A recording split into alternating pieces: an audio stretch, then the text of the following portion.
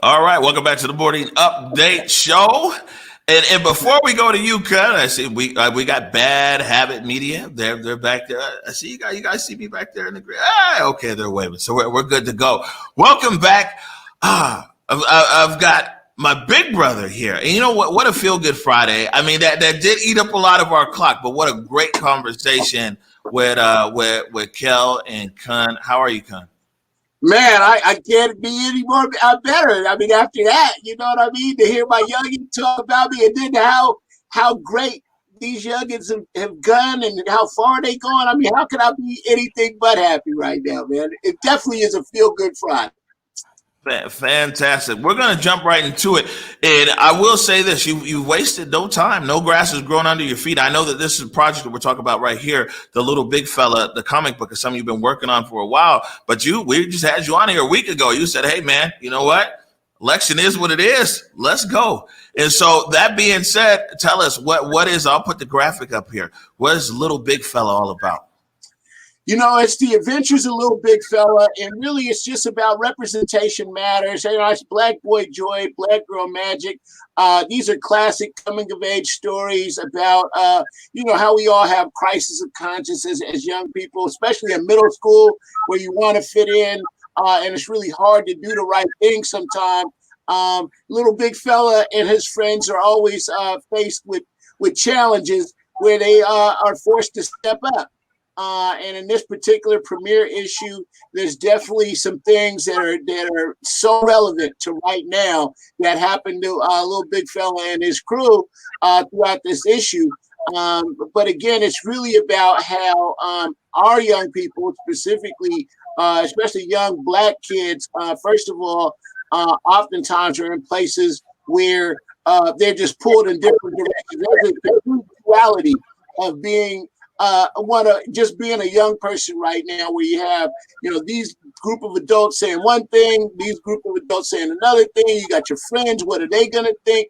And so that's just Little Big Fella just navigates those challenges of life, like we all did as kids. And our comic book is about redemption and bringing people and community together. Spoiler alert: it always ends in a great way. People are happy, right? It is a feel-good story. I'll put it that way. Right. Trey Holiday? Yeah, absolutely. I think it's so, again, when you talk about when we saw that talk between you and Kel earlier and just your connection to community, this is taking that, I think, to a whole other level. Once again, I think what you were talking about in terms of how C-Spot was so innovative, is that a lot of that spirit, that same innovation that you're bringing now into this work with the Adventures of Little Big Fella? Yeah, you know what, Trey? What it is, honestly, is that, one of the things I like to tell people all the time is God gives everybody great ideas, right? And the question is, who's going to execute on them? Who's going to be prepared? I thought about this idea almost over 3 years ago. I wrote it down. I just kind of worked on it and got my trademarks and everything right. And then I'm just in a position to just go. And that's how it's been with a lot of things.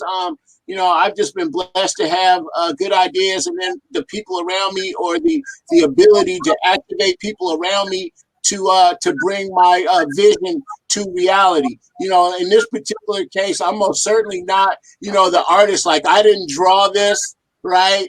And I helped develop the story. I'm like Stan Lee. So I went out and I brought in writers, I brought in inkers and colorists and the actual artists and the like, and I'm able to put this product out. But it's definitely just being able to bring people together. That's that skill set from having, C-Spot over the years and everything else. But what I will say about the comic is, one of the things that really had me thinking about this and the challenges is doing the African American Males Weekend and the African American Females Weekend at Camp Orkila and Camp Coleman.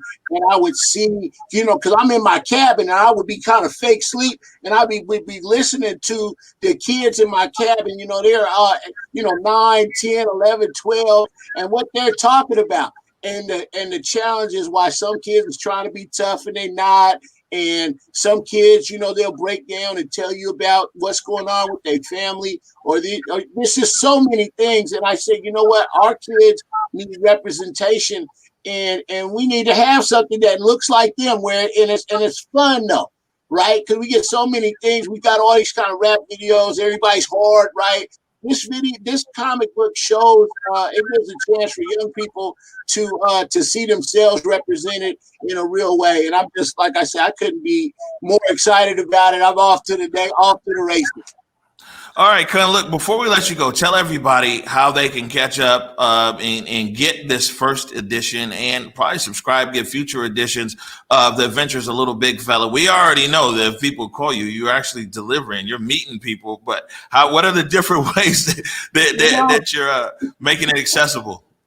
I can't leave the streets alone, man. That's my problem. I pulled up on your people up at 23rd and 23rd and Jackson yesterday. Sold a bunch of comics to NYA and a whole bunch of people. But that being said, you can just go to littlebigfella.com. That's LILBIGFELLA, littlebigfella.com. And you can order a copy. And, we're doing a special collector's item pack where I've got the signed. You get the poster, and you get obviously the book, and you get it signed and everything. And then we've got these stickers that also, kids, adults, everybody loves stickers on their water bottles and laptops. So that's what I'm doing right now, and I'm loving it. And I appreciate the opportunity, Converge. You're doing everything that we need right now. This is